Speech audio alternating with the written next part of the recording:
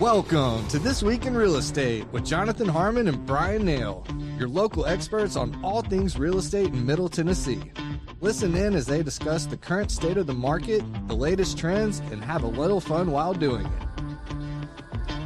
We do want to say the opinions voiced on this podcast are for general information only and not intended to provide specific advice or recommendations for any individuals.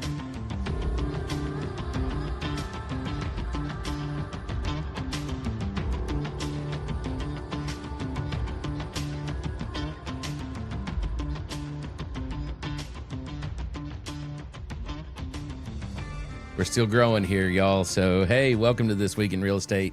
I'm Jonathan Harmon. This is Mr. Bryan Nale, the guy that didn't call me back yesterday. So, but honestly, I'd forgotten that I'd called him. So he just reminded me, and he kind of ratted on himself. You didn't even need to do that. Told on myself, didn't I? Yeah, you didn't even need to do that. I know, my bad. So anyway, hey, man. We got a full show today. We do. Lots to talk about. We have a guest. We do. It's always fun to have a guest. So in light of that, let's just get right into some real estate conversation. Yeah. And Trent, take us out to market movers and headlines.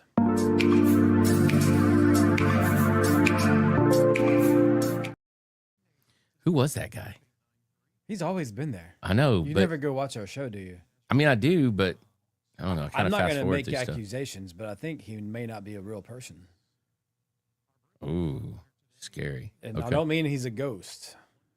Well, that would have been a real person at some point. True. I mean, I think Yeah. that dude was never a real person. I think that's an AI generated individual. Okay. I never take the time to count his fingers or anything. But All right. So our headline, Missy found this and sent it over to us, and it's quite interesting actually. So 3 years ago, this article is from March 24th of 2026, and I say it's an article. It's just a press release, I guess. Starting on Wednesday, April 1st, the Tennessee High School Senior Real Estate Licensing Program will begin accepting applications for 2026. Launched in 2024, the Real Estate Commission offers qualifying Tennessee high school seniors a free way to earn the base education required by the state necessary to sit for the pre-licensing exam. So look, what this means, and it goes on, it gives all kinds of details about it or what have you, but they will pay. It's limited to 100 recipients, if you will, and they will pay for the 60-hour pre-licensing course, and then also the 30-hour what they call course for new affiliates that you typically take after you sit for your exam. So I have all kinds of things to say about this, right? fire away, man. Fire away. It is my opinion that my industry already is too easy to get into, right? That the barriers to entry to be a licensed independent contractor real estate agent are very small, right? So that initial course runs somewhere between $500 and $600 depending on how you take it. But let's say $400 to $700 because you can take online ones, you can take the no pass, no pay. I mean, like there's different different variations on it or whatever. So it's under $1,000. Let's put No it that pass, way. no pay tells you how easy it is, right? Mm-hmm. And somebody's willing to put that guarantee out there. It's a hard test. Okay. They believe in their product, and if you log the hours, and there's there's terminology, there's academic pieces of it, there's some math pieces of it that I know lots of people that are competent agents that failed one or more times that they took the exam. Okay. So it's not like it's not a rubber stamp. Got it. Right. But still, right, from a cost standpoint, you can start your own business for under $1,000 doing the course. The test is whatever, $200. And then the course for new affiliates is like $250. So we're talking like $1,250. Yeah. Right. Give or take. Right. That you can start your own business that has quite literally unlimited earning potential. Right. If you can do the job. If you can do it. If you can do the job. And it is also my opinion that one of the reasons that I have had some success in this industry, and I'm not saying that somebody can't do this, but I'm just telling you my story here is that I spent a lot of my life doing different things to where I have the ability to relate to people differently than some other folks. I mean, I've done everything from working gas stations to dig ditches, literally, to delivering pizzas, to working in human resources, to being a teacher. Like, I've done all these different jobs and careers. I have also delivered pizza and have also worked at a gas station. There you go. But you have this assortment of context, right? You have this assortment of life experiences that it doesn't matter if I'm talking to a crane operator or I'm talking to an attorney, right? It doesn't matter what they do for a living. I can, at least to some extent, relate to them because I've not sheltered myself from hard work mentally or physically. Right. Does that make sense? Right. I'm following you. Yeah. And so now you have to be 18 to get a license. So we've got an 18-year-old that gets a scholarship essentially to take these courses that are already too easy, in my opinion, right? The barriers to entry are already too low. And we're going to make it free for them. They have zero life experience. They have no context. And they're supposed to then turn around and help somebody, relate to someone, and advise them, guide them to make at least one of, if not the most important financial decisions that they're going to make. Man, there's so much to get into with this. I feel like, it's weird to me. It's almost like it's setting people up for I hate to say this, man, but it's almost like setting somebody up for failure. Yeah. Like, honestly, like thinking about the dropout rate's already like 80%. Yeah. It's not over 5 years. It's not an easy field to break into. Now, do I think that your way is the only way? No, I know some great realtors who that was the first thing that they did, you know, sure. and so yes, it can be done, but the skill sets that you need to be a successful realtor are so wide. Like it is not just being able to read a contract. It's not just being able to negotiate. It's not just being able to relate to people, to keep heads cool and calm. It's not just all of the above. It's not just being able to, mine a database and find opportunities. It's not just being able to cold call leads through lead generation. It is all of that. Mm-hmm. And so you take someone who's just fresh out of high school and then you give them the tools, and let's say they possess all of those traits and they actually can do all of those things. The one thing that's going to be the hardest for that person who has all of that already, intrinsically within them, is getting someone to trust them with this guidance. Yeah. You're going to sell my house. You barely grew hair on your chest, bro. Yeah. Like that's to me. You ain't even shaven yet. So what's the career path? To me, that's one of my questions is, all right, so let's say that you're this bright-eyed, bushy-tailed high school graduate and you've gone through this program and you feel really good because everybody's patted you on the back all the way through high school and everything. And now you come in, talk about the traits that the realtor is supposed to have or needs to have to be successful. Thick skin and that gumption to get up after you've been knocked down 9 times is right up there on the list.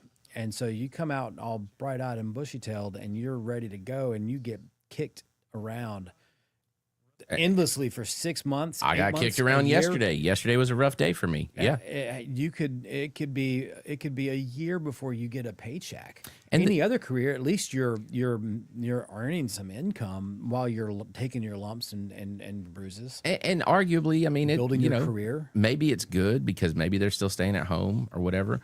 But the other thing, man, one of the biggest learning experiences I ever had, or I've had recently at least, is the last time that I sold my own home and the last time that I bought my own home.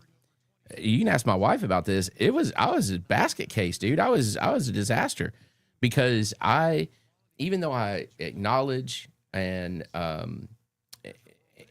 try to work with all of the emotional ties that go with it, I wasn't prepared for my own version of that.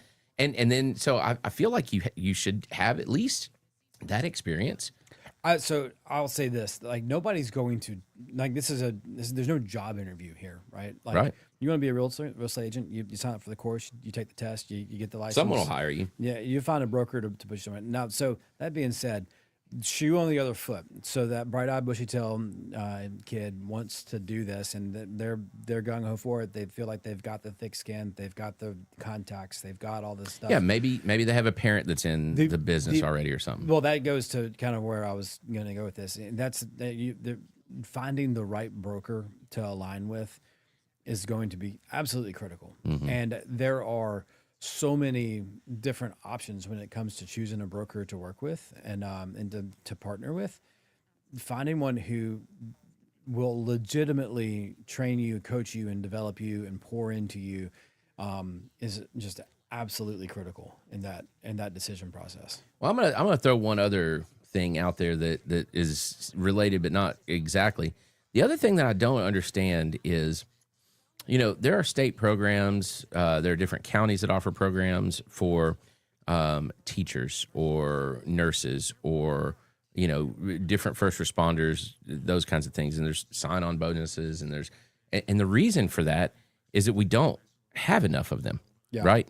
And so it makes sense to incentivize. That's hilarious. You see where I'm going with this. Yeah. So there's a reason to incentivize people to go into those fields and pay for their education. Yeah. With a certain commitment, whatever. Right. Dude, we are saturated with real estate agents. If we weren't saturated with real estate agents, we wouldn't have people leaving the business in droves in a slower economy. Yeah. And look, I'm gonna quote something that I have not verified. I've not fact checked this. Okay.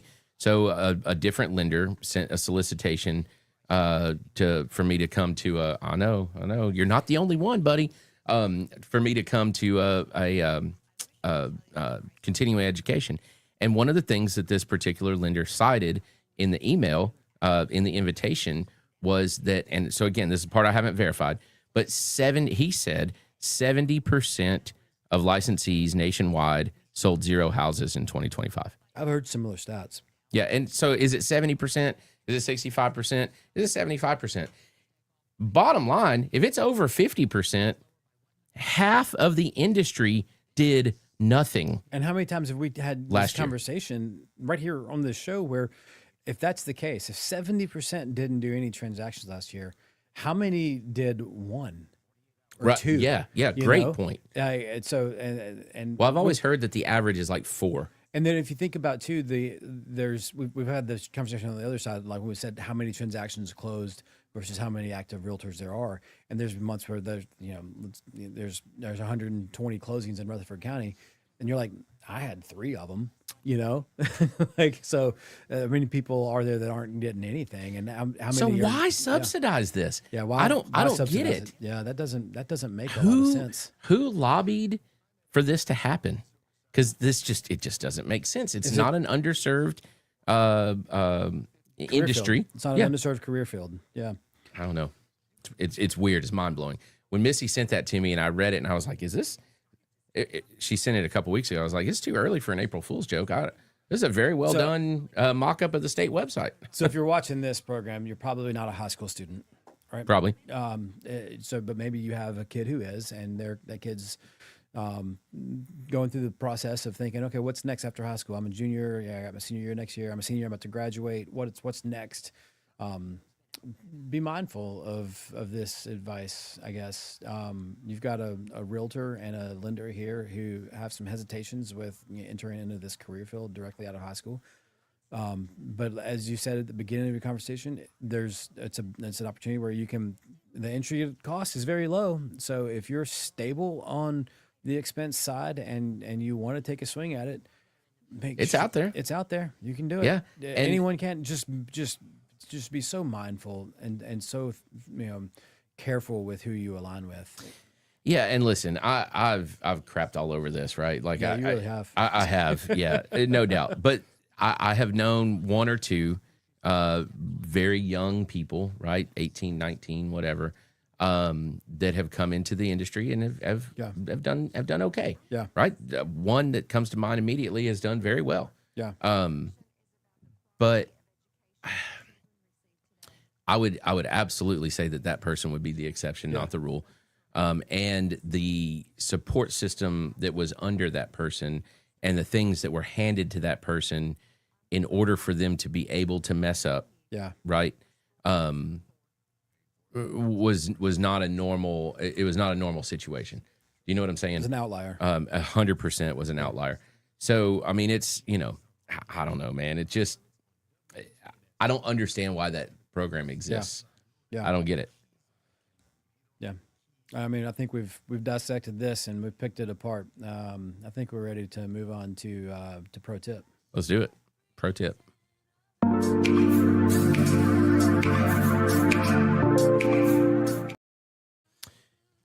So I've got the pro tip today, and the pro tip that I'm giving you is that the details matter, and just adopt that as a life mantra. Okay.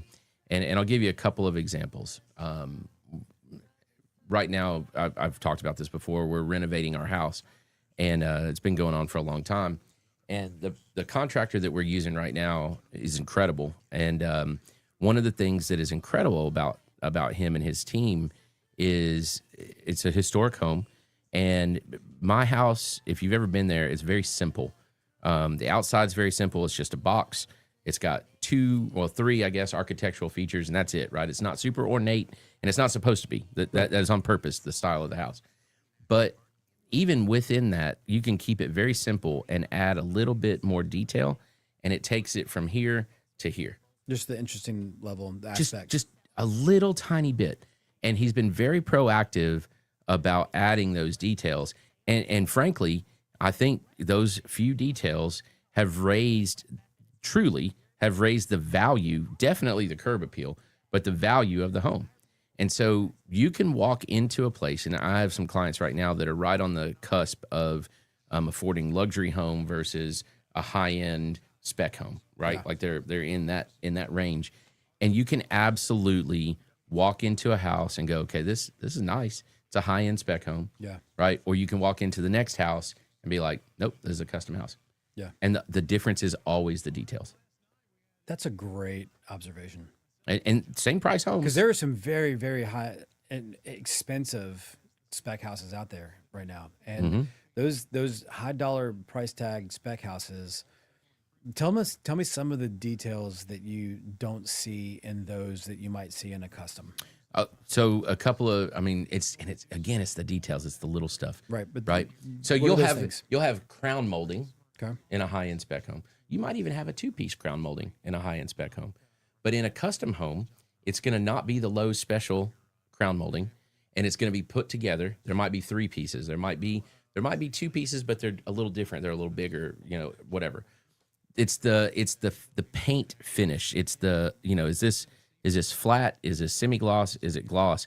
Is it done well, right? Is it smooth? Those kinds of things that people just take the time on a true custom to nail it. Yeah. Right. To not get it good enough, but to get it right. Yeah. Does that make sense? It's the flooring material choice. It's, this cabinet door, when I open it, does it feel heavy or does it feel kind of flimsy? Right. And some things you can't quantify. How quiet is it when you shut the door in the house? When you shut the door, can you hear the road at all? Right. That speaks to, is it 2x4 walls, 2x6 walls? All right, how well is it insulated? How good are the windows? Those kinds of things. I think of like cuts in the tile on the floor. I was just about to get there. When you have a 45-degree piece of trim where it meets in a corner, right? Can you see the line, or have they made the cut precise enough and then gone back and caulked it in such a way that you don't see the line and it looks like a continuous piece? Right, the tile, all of those things. It's the details. I just thought of Christmas Vacation. Look, Russ, you can't see the line. Yeah, they care about their craft and they make suggestions and they're constantly doing better, but you pay for it. Yeah. Right. Yeah. And so what's the difference when you like? All right, so that high end spec home versus that custom home. In the example of your clients, what is the difference in price point? So. Interestingly, the price point that they're at, right, they're in the 7s and 8s, somewhere in there, right?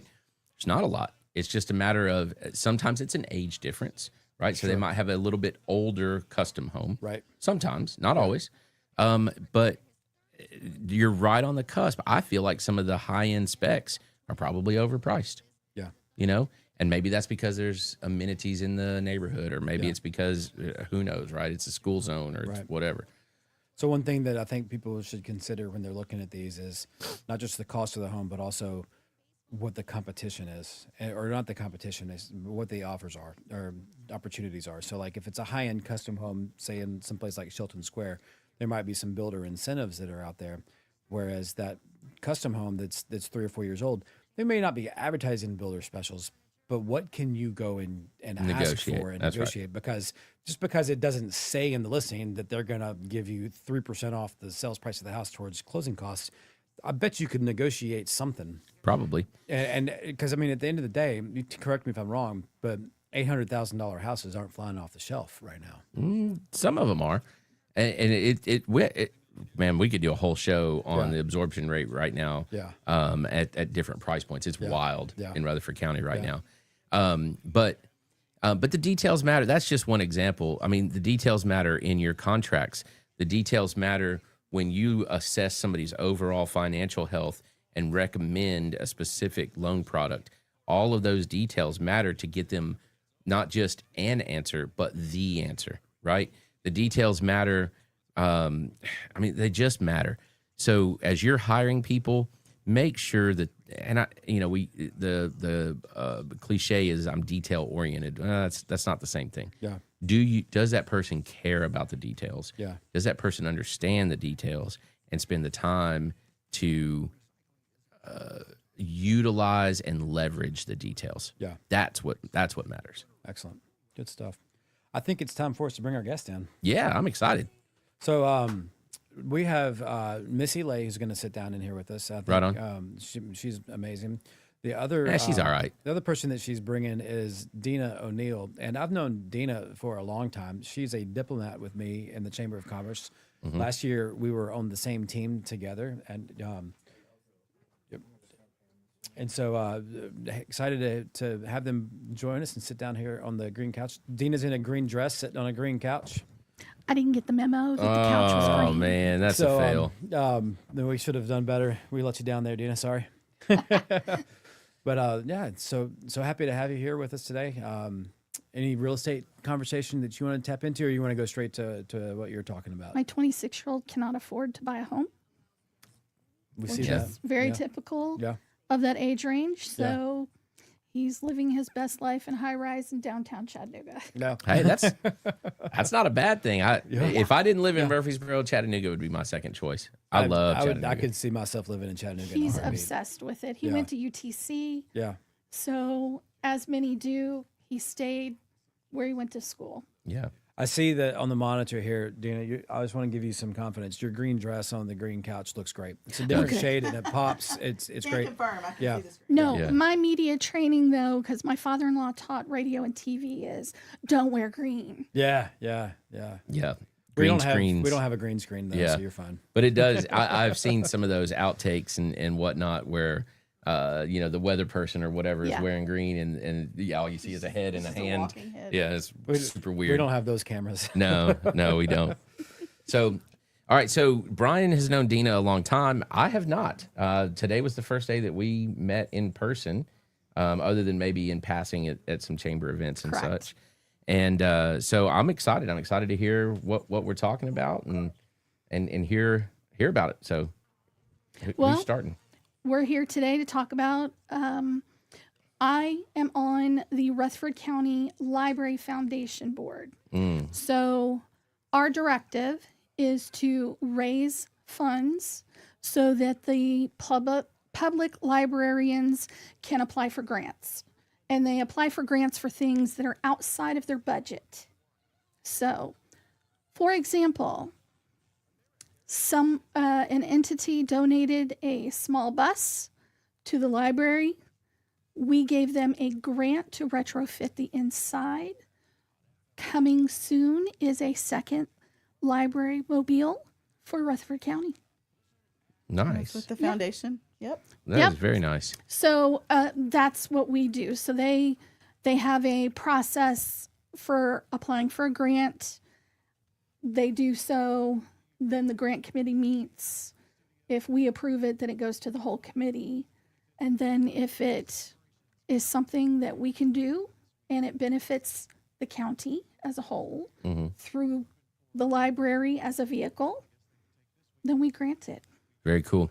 Let's so the board that you serve on, tell me what all branches you guys cover. So what's your reach right now? So we serve any library within the Rutherford County Library System.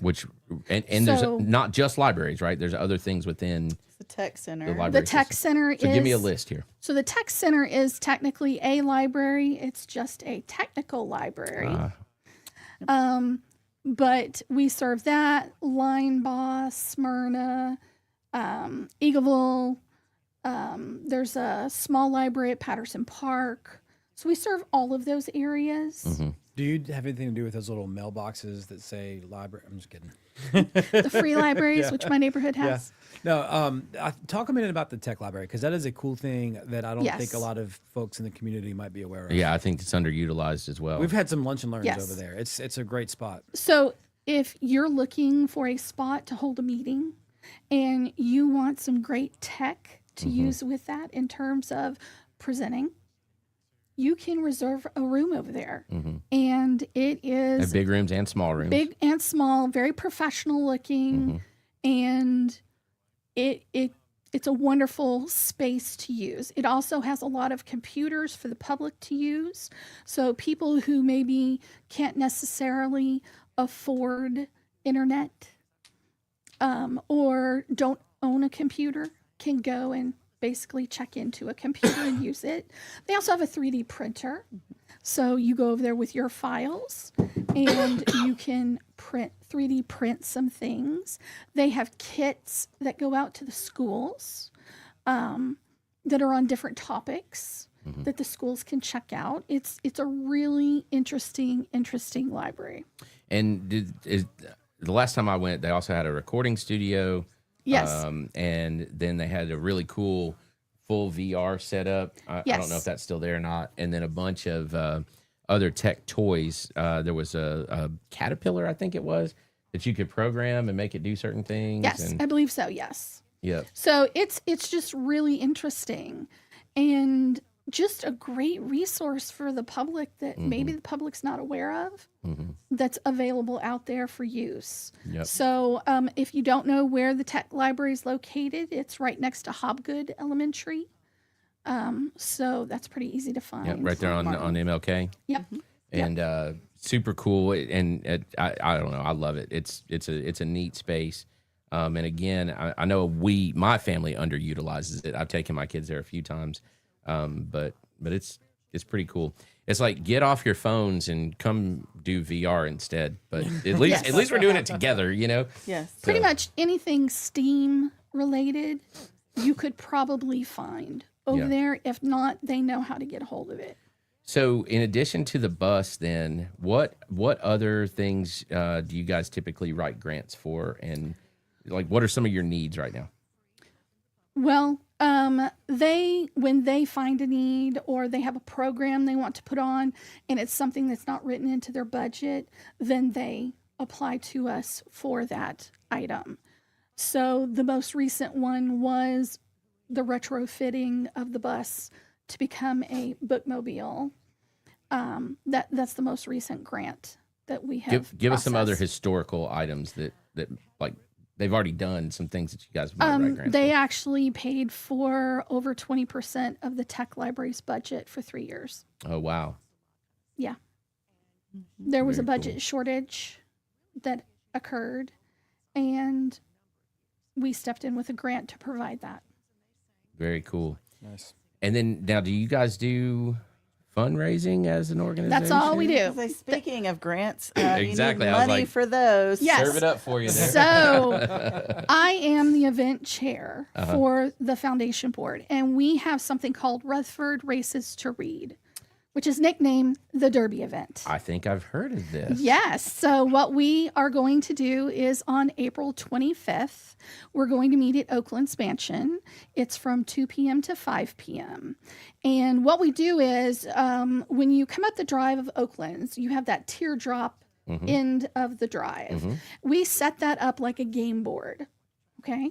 So think Monopoly marked out. Yeah. We have signs that say, spooked a rabbit, go back 2 spaces, something, move forward 3 spaces, whatever. Your neighbor's whip hit your horse instead, move forward 2 spaces. Right.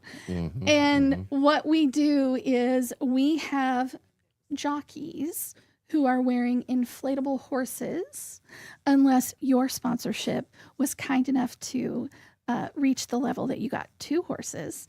So we do have some cows. Whatever, basically. Last year we had a chicken, yes. a unicorn. If I ever do it, I want to be a Unicorn. giraffe. You can still do a sponsorship. It's never too late. Never too late. I can accept sponsorships through April 25th, the day of the event. No, there you go. So what we do is we have those jockeys line up, and then every jockey has a giant dice with a dice roller person, and the announcer has this script, where jockeys get ready, dice rollers, roll your die, and then it tells the horse how many spaces to move on the game board. And then we do that until a horse crosses the line. We have 3 heats, with the winners of Heat 1 and Heat 2 competing in Heat 3. For all the roses. For all the roses. Do we drink mint juleps? We do. I will tell you- Do the ladies wear big giant hats? We actually have a hat contest. Yep. Best hat and best derby outfit can win a Okay. prize. Can your jockey wear a seersucker suit? Your jockey can. Oh, absolutely. Okay. Absolutely. All I have in my head right now is a little red Corvette, that whole line about jockeys and Oh, yeah. yeah. Yeah. This sounds like a lot of fun. It It is a does lot of sound fun. like We have a few individuals who stepped up and said they wanted to be a jockey, so they're raising their own funds. Yeah. Yes. Kinsey Keene with Farmers Insurance. Shout out to Kinsey. Yep, and Wes Hall, one of Ah. our favorite diplomats. Hello, Wes. Yes. And Amanda Howell from Amanda Howell Thank Agency. you, Amanda. They're raising funds to be their own jockeys and get to participate as well. So there's still room for people that want to be jockeys. You have to let us know. We have some librarians who'll fill in. And How many jockeys are we talking here? What's the stable look like? well, we have Paddock. your paddock. we would love to have 12 horses in the paddock. Uh-huh. That's the goal, because then you've got 6 against 6, and then the top 3 from each round go for the second 6. All right. And Yeah. how many do you have currently? Gosh, 7-ish. Oh, so there's Yeah. lots So of room. We need about Yeah. 5 or so. Yeah. Now, at the end of the board game type race, do you actually have a horse race, like a foot race, where they just run? No, No. because That no would one be would way sign more up. fun. I know, No. I know, and I had a lot of people say I will not race in a horse outfit. I was like, well, fortunately for you, that we're not relying on your speed. Yeah. We're just relying on your sense of humor. Yeah. because you're Yes. just out there to have fun. Well, it's too bad Kinsey doesn't have a sense of humor then. Well, we're really trying to decide. So we ask our horses to go with literary Now, names. don't spoil the surprises. No, it's not really Okay. a It's not a surprise. Okay. So our horse, like last year, some of our horses were, like I said, we had a chicken. So the children's librarian named herself Emily Chickenson. We had 50 Shades of Hay. We had Kindred Spirits from Anne of Green Gables, my favorite book. I see. We had Ernest Hemingway. Oh. We had some really good ones. Kinsey's isn't necessarily literary, but she is really excited about it. So I Yes. feel like I'm just going to have to let it ride. Yeah, I'm just gonna and have to let it ride. Last year, MTE won the whole thing, and Yes. their horse's name was Bringing Back the Power, which was appropriate for them. Yes. Yeah. So yeah, Yeah. 100%, and they won the whole thing. well, I want to share something about Kinsey. So Oh, okay. Kinsey and I graduated high school together, and Kinsey she stopped maturing emotionally and perhaps intellectually around 11th grade. Kenzie, I don't believe that. It's true. It's true. And Sorry. I have very firm confidence that she would agree with everything I'm about to say. Absolutely. Okay. And at that time, she had the sense of humor of probably a 7th or 8th grade boy. 12-year-old boy. Yep. Yeah. I was just gonna say it. Yeah. So we're going to leave it at that and just know that whatever it is that she's doing for her horse name and presentation, I've given you a hint. Yep. It's gonna be great. She's amazing. wait. That and she was looking for fun TikToks to make. I let her keep her horse costume because she's marketing it like crazy. And she was like, "Can I do I like lift my leg to pee? Like how do horses pee?" And I was like, "Just stand there." She's like, "Oh, well, that's no fun." Like I said, Yeah. I mean, middle school boy. yeah. But we had last year, let's see, it was one race because I remember Frank Clayton was there and he was like 2 spots away and there were 2 people behind him. And as it came through, somebody rolled like a 6 and went right past all of them to win and had like a 3-way tie for second. And So, I got a lot of grief because in the first couple of heats, librarians also are horses for us for sponsors that didn't have someone available. And they were wasn't rolling fun. ones. And I may have started kicking the dice until it hit a 6. I see. Because let me tell you what, no librarians being left behind on my watch. That's right. I That's see. right. And And all when this time, I people- thought they were virtuous. They are, me not so much. Not when it comes to that. Yeah, they were being very good horse. Listen, I am their staunchest supporter. That is why I'm on the board. I am on the board because the board focuses on supporting the librarians because that is what in turn supports our entire community. And I am very community driven. And I'll tell you, this is a weird time in our history, and I don't want to get into all of that stuff at this point, but it's a weird time in our history where groups of people that need support didn't need support before. Yes. You know what I mean? And so it's good to know that there are people out there that are looking out to help the folks that quite frankly preserve history. They preserve art. They preserve those pieces. Yeah, those pieces that make our culture our culture. Yeah. And like it or not, it doesn't always have to be pretty. Sometimes the most influential parts of our culture that elicit the most change are super ugly. But so my point in all of that is kudos to you and to your board for supporting that in a time where not everybody is. Yeah. So my background is as a speech pathologist and a reading specialist. That's what I did in my first career. And so I worked with those kiddos that maybe didn't have an opportunity to go to the public library. Sure. Who had not been exposed to the public library for a variety of reasons. And so when I changed careers, I really needed to find a way to support the library in a different way. Yeah. Because I used to, give the kids and their parents the form to sign up for a library card. So now I do it through this organization, and we have a lot of fun while we're doing it. We have a live band. We have snacks. We have a hat contest and a best derby outfit contest, which the best outfit last year was LaDonna Parham. That is not surprising to me. No, she had the perfect one. Yeah. I'm curious how large her closet is. Oh, yeah. She looks amazing. I've never seen her in the same thing twice. Well, and it's really cute is it is a family-friendly event. Very family-friendly. So tickets are only $20 for adults. Oh, that's not bad for a fundraiser. $10 for kids. So we even have a family 4-pack for $50. So Very 2 adults nice. and 2 kids.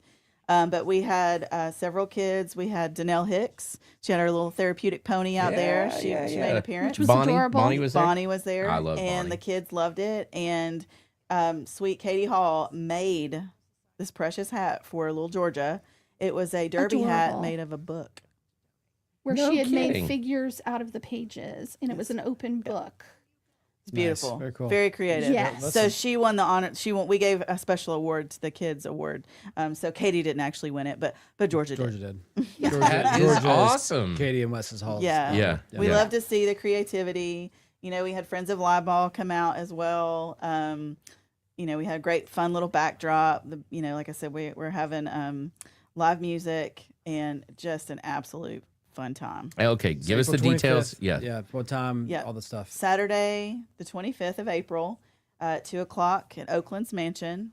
You can get more information, buy your tickets at burrowderby.com. Burrowderby.com. Yeah, as a Wild Goose Chase event, Trent, you're putting that in the comments, right? I also want to mention, I've had some people say, "Oh, I'm so sorry, I'll be out of town."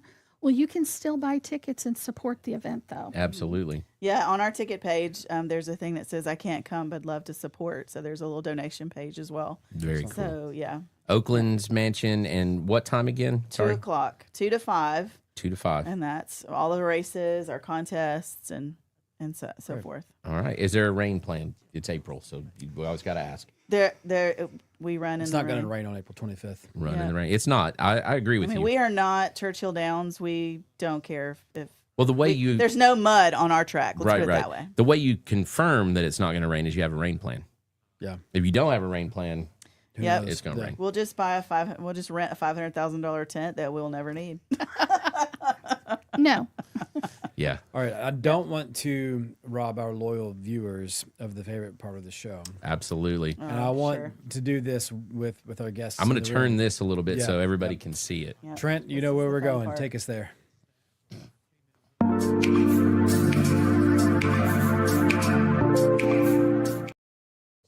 Oh my word! Can you see it? So this is Yeah. an actual MLS photo of a home for sale. Party of one. Wow, So, that's a lot of points. Yep. so is this a hole in the wall and this is an actual deer that stuck its head through This the was wall? this is how they fixed it. That's not a They deer, found- man. they- That's an elk. Yeah. oh man. That is enormous. And why not just take the painting down, move the deer head up or whatever, elk head up, and put the painting Yeah, on this yeah. blank wall to the right? We're thinking That may have been the compromise between a husband and a wife. Oh, I man. both Or want my It's thing. an armrest. as Brian said, it's party of one. They just only need one chair. I mean, if you're, it's your, that's There's your two dinner chairs. guest. I know, Yeah. but it looks like Elk Boy there's taking one. That would just startle me every time my head turned. So we always Poke like your eye out. Oh my god. we always talk about like what could the realtor have done or the photographer have done different? Nothing. No, they could have stood in that corner and not put this picture on there. I mean, was this picture vital to the MLS? Well, Does the elk head convey? Yeah. Well, this is Does- definitely a cell phone picture. You can tell by the narrow field and the crookedness of it, Yeah. right? So photographically, it's a bad picture anyway. But yeah, I mean, you Dark corners. photograph around that You gotta thing. turn that lamp on if they needed to get the. I mean, if you're going to picture of have the it, elk in photograph there. it dead on. Yes. Yeah. Like, Yeah. make it the centerpiece. Yeah. Oh, and shine a spotlight on it, so it's that whole deer in headlights thing. Uplighting. Oh man. Yeah. It's that uplighting. Like, I if you're like gonna it. That's do it, do creative. it. That's good. Yeah, Yeah. play it up. All Oh right, my let's do a gosh. shiny penny. Man, oh I man. know that would have sold a house.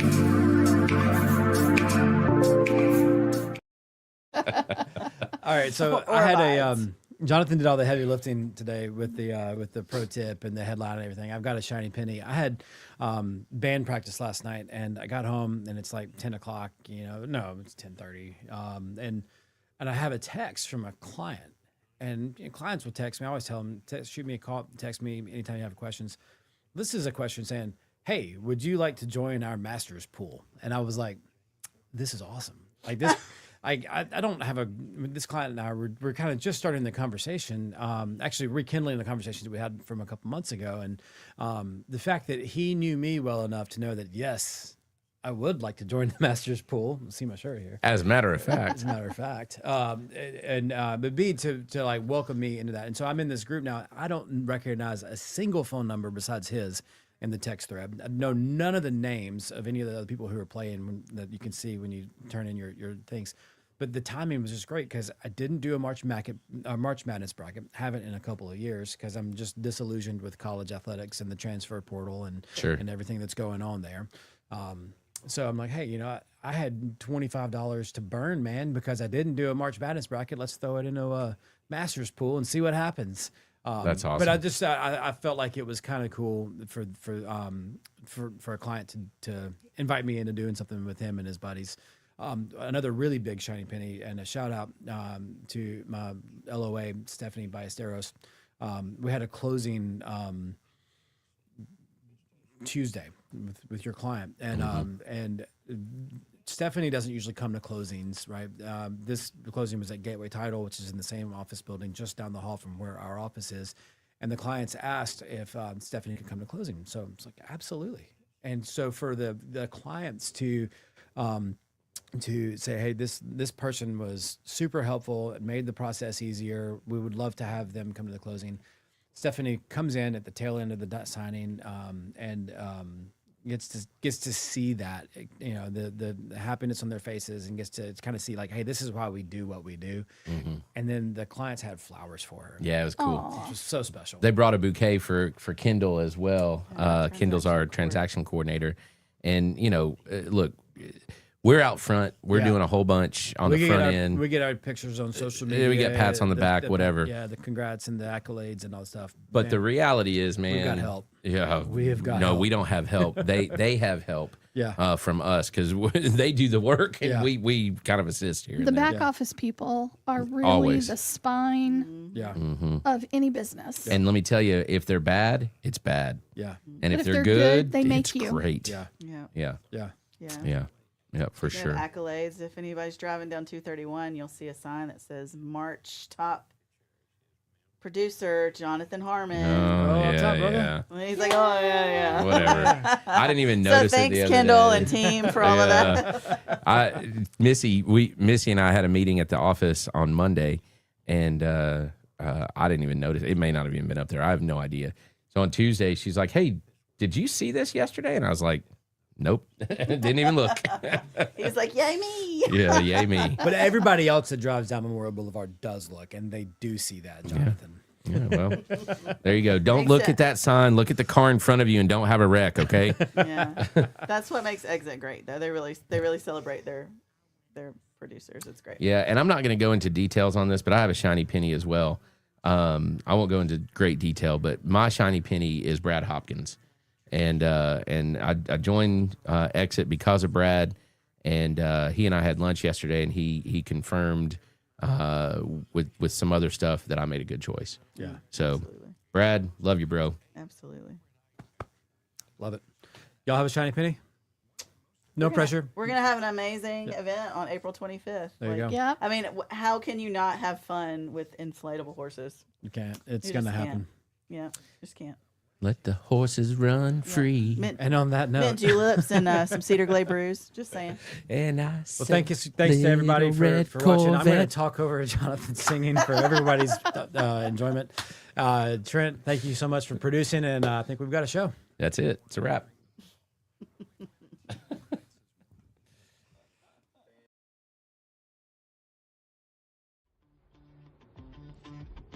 Thank you for listening to another episode of This Week in Real Estate with Jonathan Harmon and Bryan Nale, your go-to resource for all things real estate in